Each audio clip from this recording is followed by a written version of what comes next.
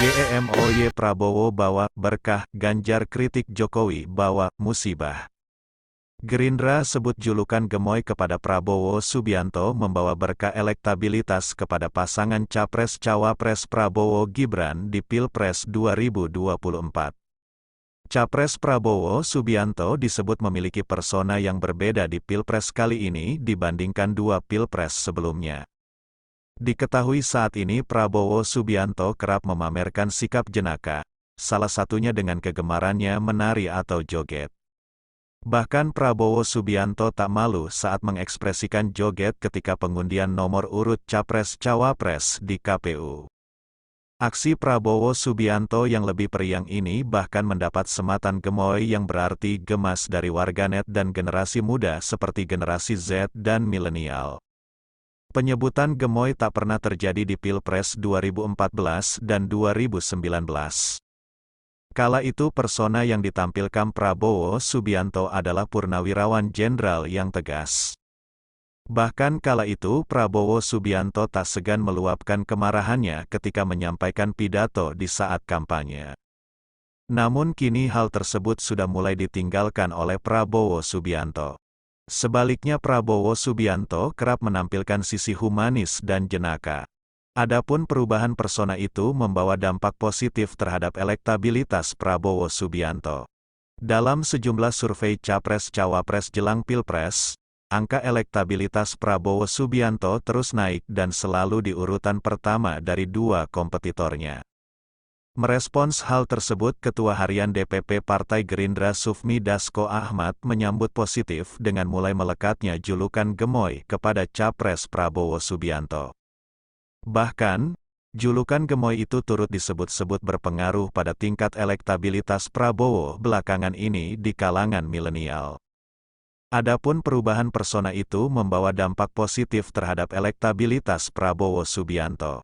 Dalam sejumlah survei Capres-Cawapres jelang Pilpres, angka elektabilitas Prabowo Subianto terus naik dan selalu di urutan pertama dari dua kompetitornya. Merespons hal tersebut Ketua Harian DPP Partai Gerindra Sufmi Dasko Ahmad menyambut positif dengan mulai melekatnya julukan gemoy kepada Capres Prabowo Subianto. Bahkan, julukan gemoy itu turut disebut-sebut berpengaruh pada tingkat elektabilitas Prabowo belakangan ini di kalangan milenial.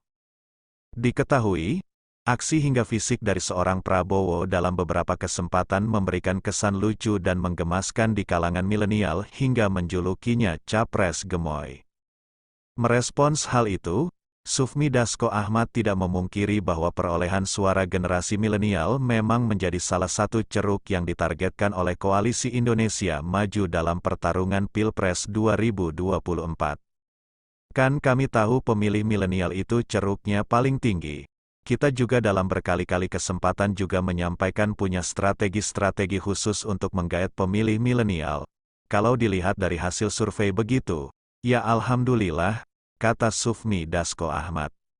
Terlebih, kata Dasko, generasi milenial dalam pemilu selalu memiliki sudut pandang tersendiri dalam memilih calon pemimpinnya. Dalam kondisi itulah, seluruh anggota di KIM melihat peluang untuk mendapatkan meraup suara milenial. Kan milenial itu kan memang punya sudut pandang sendiri tentang tata cara memilih pemimpin, tentang pemimpin itu mereka punya pandangan sendiri.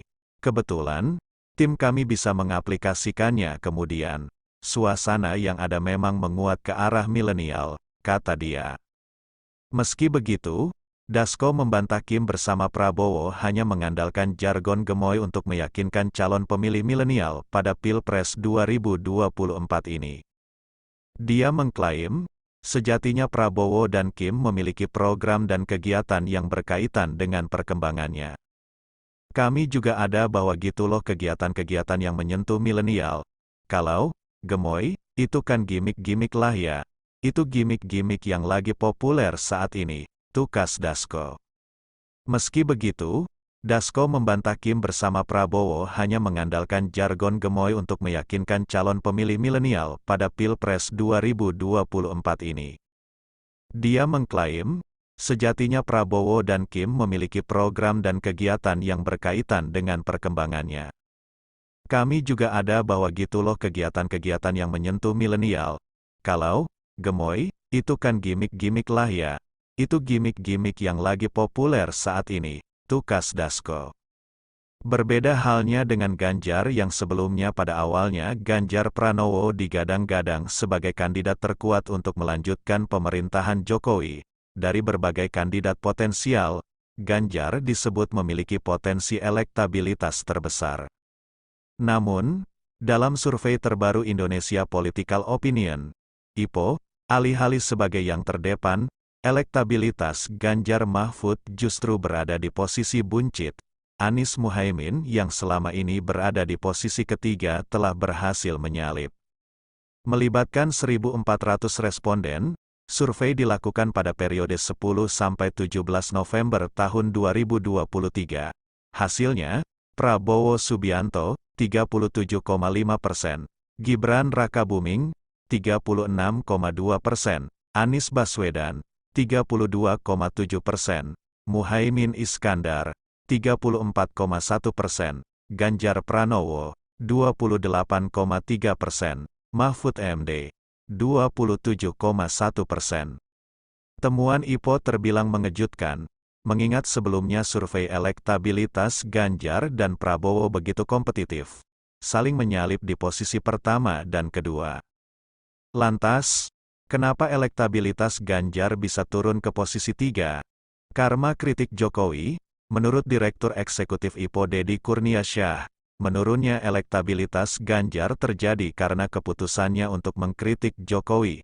Ganjar putuskan kritik Jokowi, maka keuntungannya akan didapatkan Jokowi dan berpindah ke Prabowo, ungkap Deddy, tanggal 20 November tahun 2023. Simpulan Deddy juga bertolak pada temuan IPO terkait tokoh politik yang paling didengar dukungan politiknya, dan tokoh itu adalah Jokowi dengan 21,6%.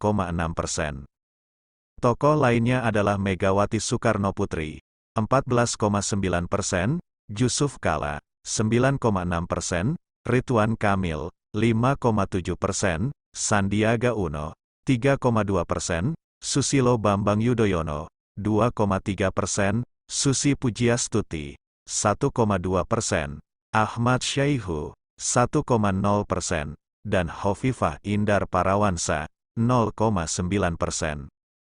Dengan kata lain, Ganjar dapat dikatakan blunder karena mengkritik tokoh yang paling didengar dukungan politiknya. Belakangan, Ganjar memang aktif mengkritik pemerintahan Jokowi. Terbaru, Ganjar memberi nilai 5 pada aspek penegakan hukum. Kritik itu sebenarnya bisa juga ditafsirkan menyerang cawapresnya sendiri, Mahfud MD yang sekarang menjabat sebagai Menko Polhukam. Hasil temuan IPO sekiranya adalah afirmasi atas riset-riset sebelumnya yang menyebutkan demokrasi Indonesia masih berbasis ketokohan. Dalam riset yang dilakukan Power Welfare and Democracy, PWD, Universitas Gadjah Mada dan University of Oslo pada tahun 2014, misalnya, ditemukan bahwa demokrasi Indonesia yang terbentuk telah mengarah pada politik berbasis ketokohan. Temuan itu sekiranya berkorelasi dengan tulisan Cheryl Boudreau yang berjudul The Persuasion Effects of Political Endorsements. Menurut Boudreau, masih kuatnya pengaruh dukungan politik tokoh tertentu diakibatkan oleh keterbatasan akses masyarakat umum dalam mendapatkan informasi politik. Untuk menilai kehebatan kandidat calon presiden, misalnya, masyarakat perlu mendapatkan data keberhasilan mengelola anggaran, pertumbuhan ekonomi, hingga siapa saja patronase kandidat tersebut. Namun pertanyaannya, seberapa banyak masyarakat yang memiliki akses itu? Persoalan itu yang membuat Boudreau melihat pentingnya political endorsement, baik dari politisi ataupun partai politik. Blunder Ganjar dan PDIP menariknya jauh ke belakang. Apa yang terjadi saat ini sebenarnya bukan murni kesalahan Ganjar, melainkan juga kesalahan PDIP. Sialnya, Ganjar diproyeksi untuk menjadi Jokowi kedua, sosok yang melanjutkan pemerintahan Jokowi. Namun apa daya, Jokowi justru menyeberang dengan mendukung Prabowo Subianto dan tentunya sang putra sulung Gibran Rakabuming Raka. Keputusan itu jelas membuat PDIP kecewa, Berbagai kritik kemudian dikeluarkan. Ada isu politik dinasti, politik instan, tidak tahu terima kasih, dan seterusnya. Selain itu, PDIP juga berusaha untuk membangun personal branding Ganjar sebagai penerus Jokowi. Namun, sekali lagi, itu tidak mungkin dilakukan setelah Jokowi berpindah haluan. Ini belum lagi soal drama pertarungan kubu Ganjar dan kubu Puan Maharani sebelumnya. Kendati PDIP telah menetapkan dukungan kepada Ganjar, publik mesti mengingat bahwa PDIP yang justru mengkritik keras Ganjar sebelumnya. Politisi senior PDIP Trimedia Panjaitan, misalnya, bahkan mempertanyakan apa prestasi Ganjar selama memimpin Jawa Tengah.